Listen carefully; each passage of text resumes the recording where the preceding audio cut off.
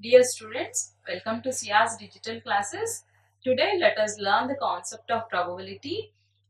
We are already aware of probability in school and all. We have learned about probability. The same probability, how it goes on, let us learn in our syllabus also. So let us start from definitions of probability. We have many definitions of probability. Some of them let us deal now. So first one is classical or prior approach. So classical or prior approach definition we have like this. So in this we have different cases actually. To know the probability, probability is nothing but we'll try to check it out how many different possibilities are there to get one particular answer. So checking out all the possibilities is nothing but our probability. So we have different methodologies to achieve our target. So in that we have different definitions. So first one is classical definition. Here what we do is we'll check it out all the outcomes whatever are there in that particularly will stick to the favorable one, like what the output could be, we'll try to get that one first.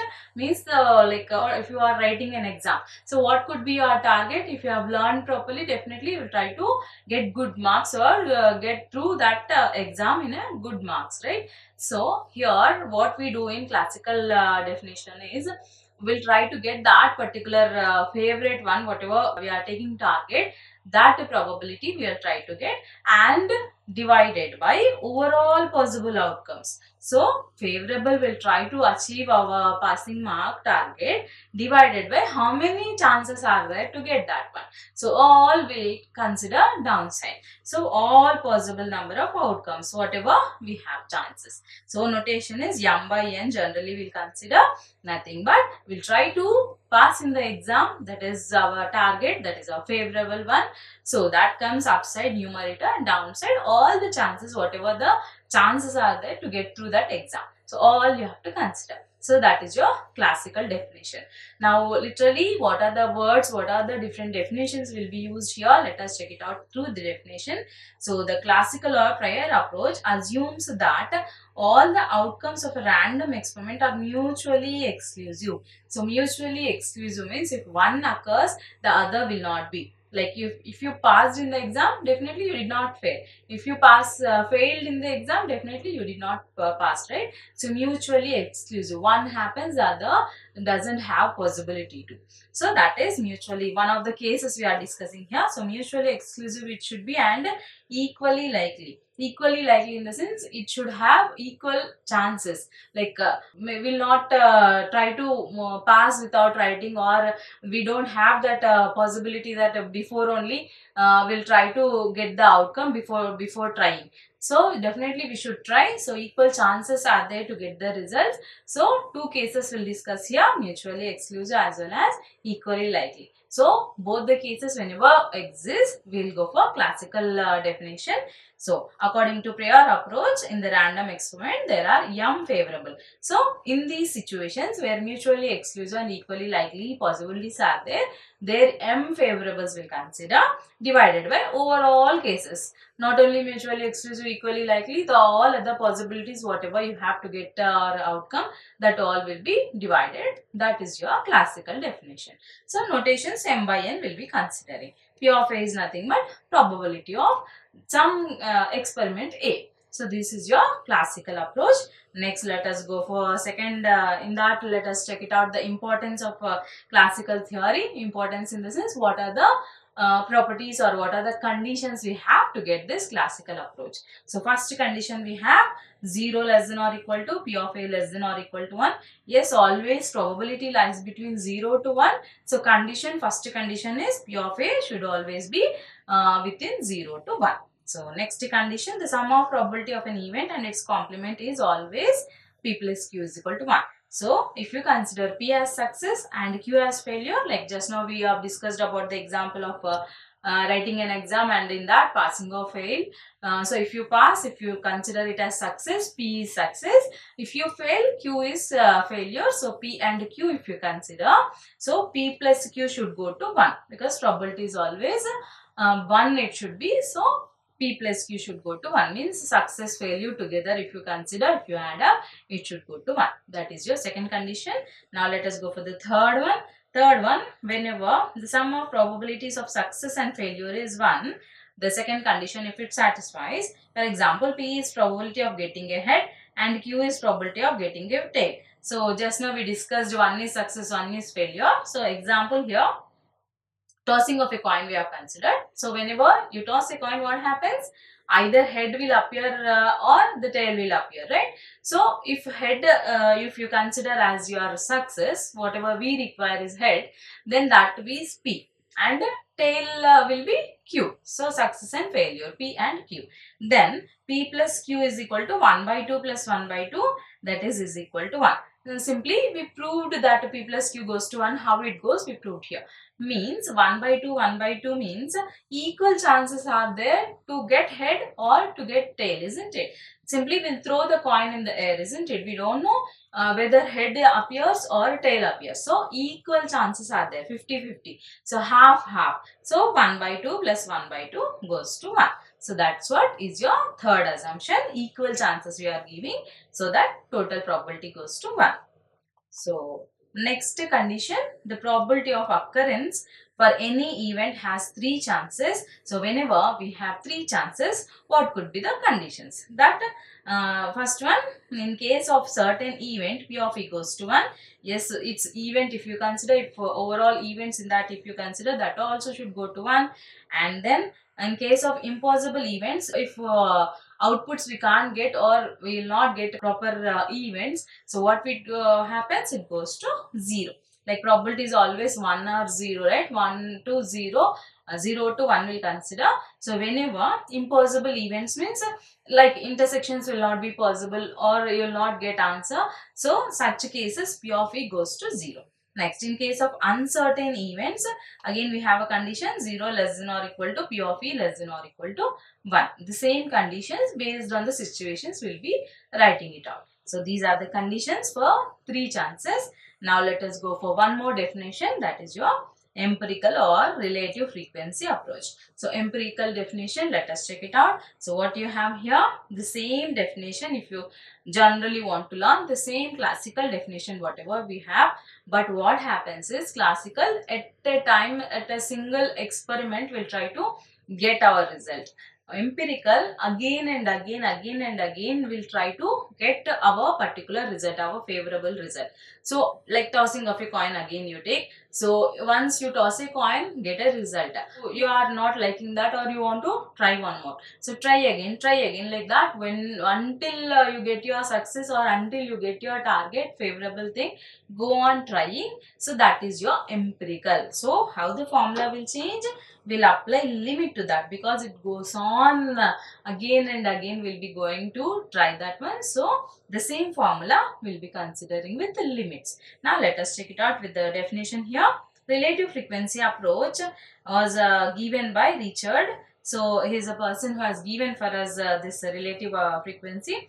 In some cases, the desired event may or may not occur. So favorable whatever we are taking, we are trying to get our answer, that may or may not be possible. Then what happens, this approach assumes that a random experiment is repeated number of times under identical conditions. So that's what I said just now, right? Once if you toss a coin, if head is your target, if you did not got, again you can toss, again you can toss. So required favorable things if you are not getting, again you can go to get that one. So that's what they have given here, and trials are independent of each other. So first time you have tossed the coin, you got tail, head you do not got, so leave that one. Next go for the next one. Again you try to get our required head in tossing. So first one has nothing to do with the second one. That's what here they are explaining. Trials are independent means first one is nothing to do with the second one. So next, relative frequency approach calculates proportion of time known as relative frequency.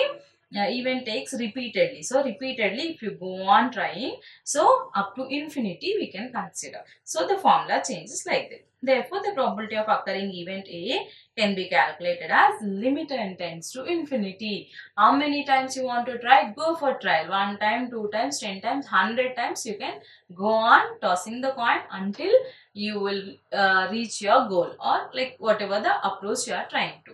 So like again, you can take this example also, writing your examination. So yeah, you wrote the exam, you did not got good marks or you did not pass in the exam.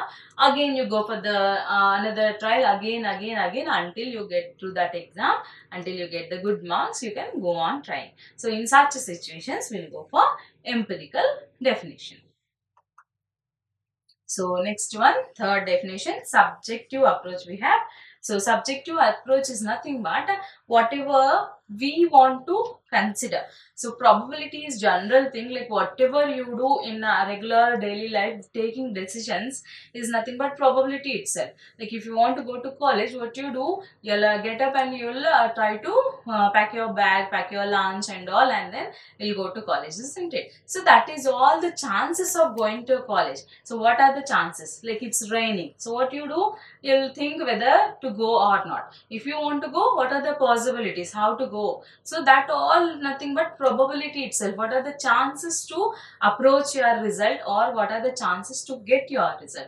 So in that, a subjective approach is nothing but based on the situations you want to try in your own way. So here no proper formula will be, because you are trying in your own way to approach your required probability. So for that's what you call subjective approach. So for that they'll also call as personalistic approach. Means personally whatever you want to consider, you'll try to check it out all the possible chances by your own thing, and we'll try to approach our probability. So for that we'll call as subjective related to that particular data, how to approach, we'll go for it. So for that we have no formula, no conditions. So check it out, what are the things we have here. As the probability is just an estimation based on one's personal beliefs, it may differ from one person to another person. Yes, obviously it's a subjective one. Your approach might be one thing, the other person will be taking one other way. Like so the same example, if you consider it's raining outside, so how to go to college? You may take an umbrella and you can simply walk, and you may reach. Some other person, they may take a car and they may go, like that. So different possibilities. So it varies from person to person. It's our own thing. You can go on in your own way to approach our required result. So that's what they have mentioned here. So it cannot calculate probability accurately, thus the results are unknown. So definitely we are not taking any particular formula so that everybody will get the same result and all. So it is not properly defined. So there is no particular formula. Yes, there is no particular formula for this subjective approach. That is your third property. Now this is your subjective approach of probability. Now let us go for next definition, axiomatic approach. So axiomatic approach is nothing but it's a complete max version. So in max, whatever definition we derive, we have a particular formula for that. So axiom itself is nothing but some theorem. So axiomatic approach is nothing but trying to get the probability through a formula. So how it goes on, let us check it out. So the probability of event A, if it does not occur, is 0. So all formula wise will take as said no. So if does not occur or failure if you have, that goes to 0. For certain event it is 1. So if it is does not occur 0, if it happens it goes to 1. And uncertain event, it always ranges from 0 to 1. So generally probability ranges from 0 to 1. So all will define under some particular formulas. So next one, the probability of whole sample space is always P of S is equal to 1. So here, because formula section will consider, so what we do is all the outcomes, like tossing of a coin, again if you consider, if you toss the coin, what are the conditions to get that result? Either you get head or you get tail. So this, considering these two results, we'll consider as a sample space. So that is your sample space. All the possibilities whatever you are going to get, That all together if you consider, that will call a sample space. So sample space also should go to 1.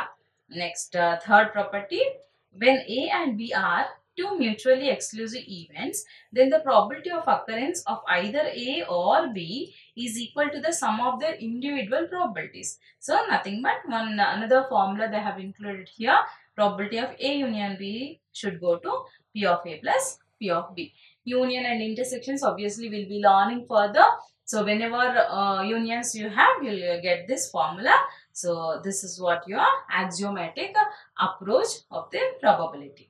So hope you have understood all different definitions here. See you all in the next session. Thank you.